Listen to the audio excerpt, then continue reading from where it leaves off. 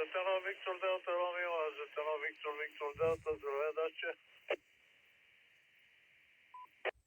Здрасти, добър вечер. Как я караш? Това добре, тук са ми дошли тук внуци си, двамата внука на гости вчера. Днес кутили са тук, се забавлявам покрай тях, ама днеска тук един стълб си дигах тук за матча, го ползвам да сложа утре едно яги. Ама такова 6 елемента, ще го насоча към Рива. Тук за Поднаве се дия, нали? Аз там на тавана на станцията имам антени, ама тук Поднаве се да преждена. Нямам да сложа още една антена.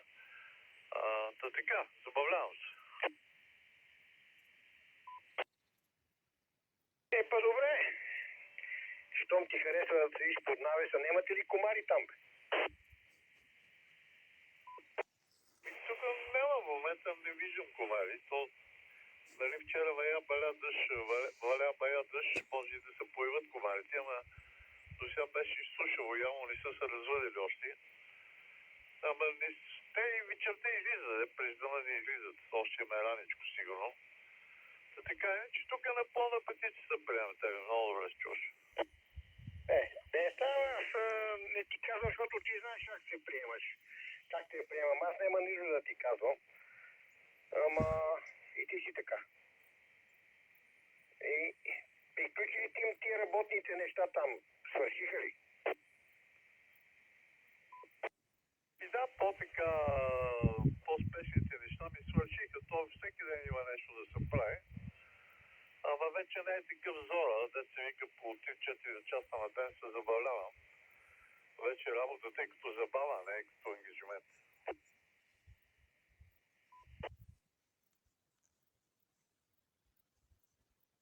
Поздрави и приятна вечер. Адаш, до нови чувания.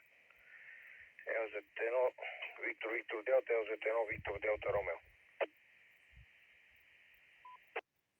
Даче, ти отказа ли се да идваш, бе? Нали искаш на мечи тук нещо да се разхождаш или се отказа? Не съм. Ми добре, ако решиш да одиш, обази се да се виждаме тук. Ще ти се обада, ако реша да ходиш, ще ти се обада. Ако ходиш там на Белчин, на Цари Майни град, да гледаш тази историческата местност там, крепостта, па се обаждали, аз хотя да се разходя там. Добре, аз че всичко най-добро, да ти пожелая хубава вечер, хубава събота, приятна събота и неделя и всичко най-добро. LZ1 Виктор Делта Ромео, LZ1 Виктор Делта 7 и Адаче. Тук жената каза, че утре може да ходим до Цари Мари град и да се видим. Утре ми е малко проблем, защото имам внуци и няма как да, те няма да искат да ходят там. Ще искат тук сигурно топка да видят. Ама точно за утре не знам дали ще мога да дойда, така че както и да е.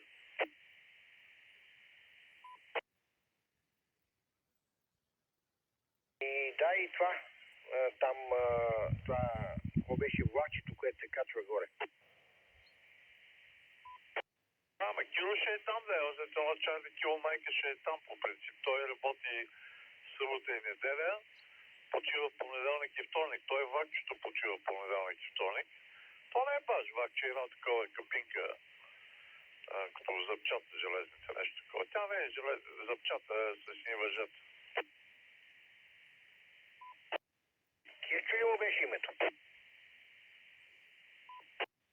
Кирчо е там, той днеска беше на работа и утре. Той всеки събота неделя е там, понеделник и вторник почиват, защото тази вагонетката не работи тогава, тогава почива той. А в събота неделя работи. Значи ще се видим с него.